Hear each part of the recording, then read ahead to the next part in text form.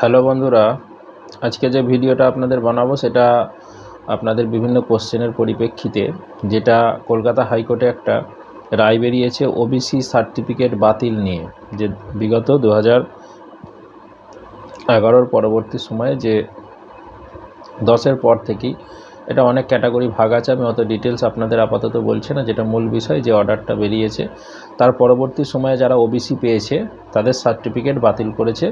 সকলের নয়, এখানে পার্টিকুলার কিছু আছে ক্যাটাগরি নতুন যেগুলো যোগ হয়েছে, সেগুলো মেনলি ওবিসি এ, যদিও তার সঙ্গে কিছু এসসি এবং কিছু ওবিসি বিউ আছে। তো আমার যেটা আজকে ভিডিও বানাবার উদ্দেশ্য, আমি অত ডিটেলস আপনাদের আপাতত বলছি না।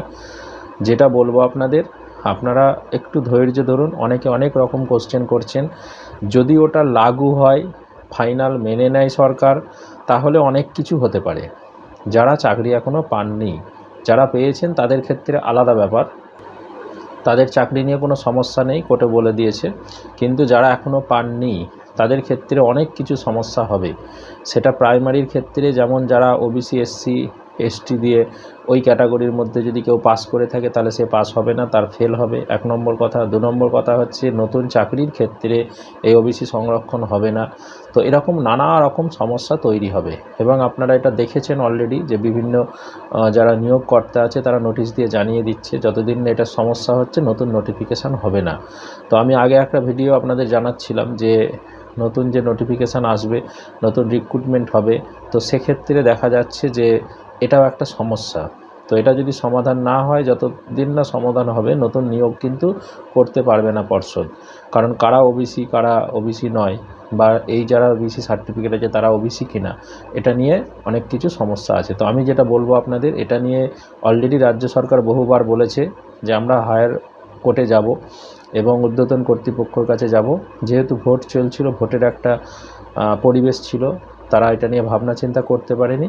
খুব শিগগিরই এটা নিয়ে হায়ার অথরিটির কাছে যাবে, হাইকোর্টে, মানে যে বেঞ্চে হয়েছে তার হাই বেঞ্চে বা সুপ্রিম কোর্টে গিয়ে এটা আবেদন করে এটা স্টে পড়বে আশা করছি। কারণ রাজ্য সরকার এত মানুষের, এত লক্ষ ছেলে মেয়ের ভবিষ্যৎ নিয়ে আশা করি ছিনিমিনি খেলবে না। যাই হোক, দেখা যাক সিচুয়েশানটা কি। আমি এটুকুই বলবো যে যদি কোনো কিছু গুরুত্বপূর্ণ আপডেট হয় আমি অবশ্যই আপনাদের দেব।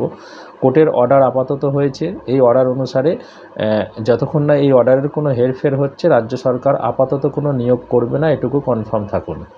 তো এটার যদি সমাধান হয়ে যায়, যে সাপোর্টের ডকুমেন্টস যেগুলো প্রয়োজন, সেগুলো এই একটা কাউকে এই ক্যাটাগরির মধ্যে ঢোকাতে গেলে যে ক্রাইটেরিয়াগুলো থাকে, সেগুলো যদি রাজ্য সরকার ফুলফিল করে থাকে, তাহলে ঊর্ধ্বতন কর্তৃপক্ষ কোর্টের কাছে গেলে তার কাছে সাবমিশন করলে হয়তো এটা অর্ডারটা ক্যান্সেল হতে পারে। এবং ক্যান্সেল হওয়ার ক্ষেত্রে অনেক দিন হয়তো সময় লাগতে পারে।